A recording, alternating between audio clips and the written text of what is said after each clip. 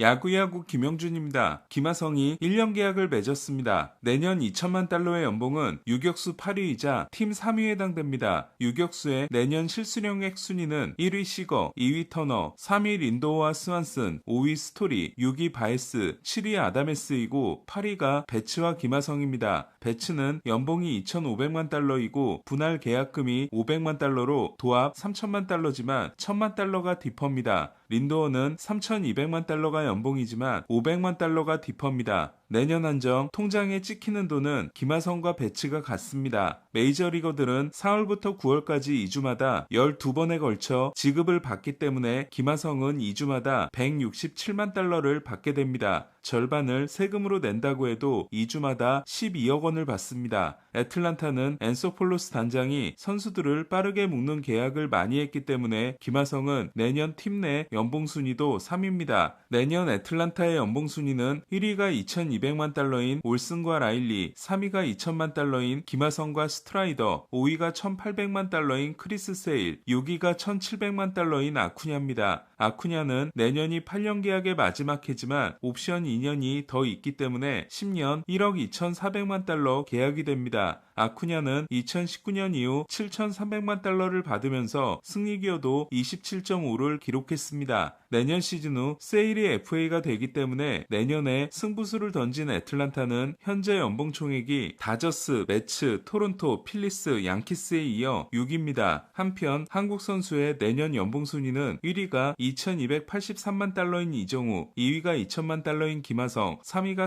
408만 달러인 김혜성입니다.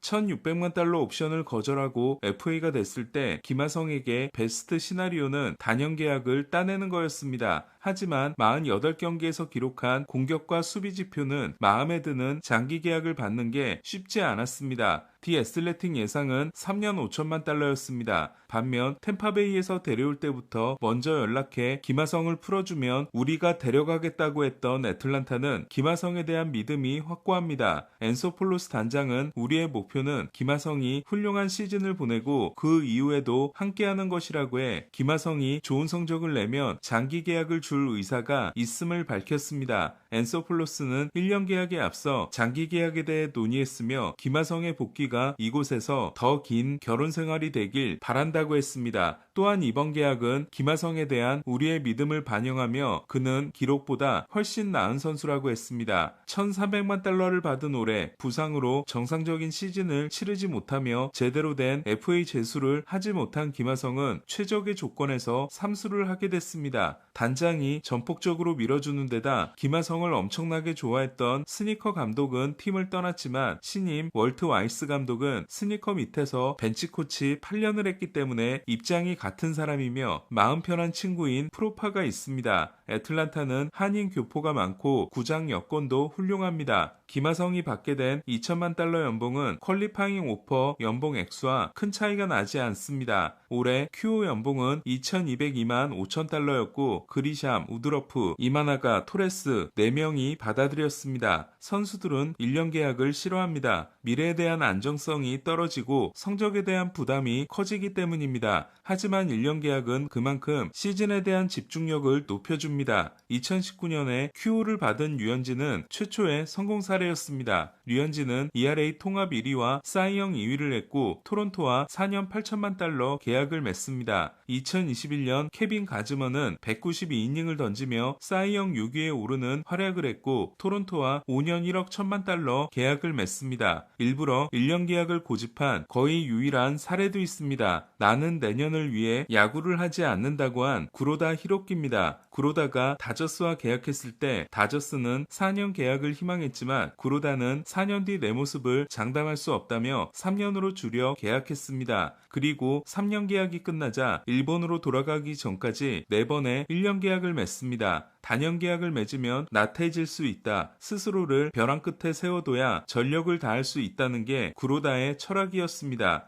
구로다를 스승으로 여긴 선수는 데뷔 동기지만 13살이 어렸던 커쇼였습니다. 커쇼는 구로다의 루틴을 그대로 따라했고 구로다를 너무 좋아한 나머지 은퇴하면 히로시마에 가서 일루수를 하고 싶다고 할 정도였습니다. 하지만 다저스는 맥코트 구단주의 이혼 사태로 구로다의 몸값을 맞춰줄 수 없었고 구로다는 1년 1,000만 달러 계약을 맺고 양키스로 이적합니다. 그것도 구로다가 다저스를 적으로 상대하고 싶지 않다고 해 다저스와 만나기 어려운 팀을 선택한 거였습니다.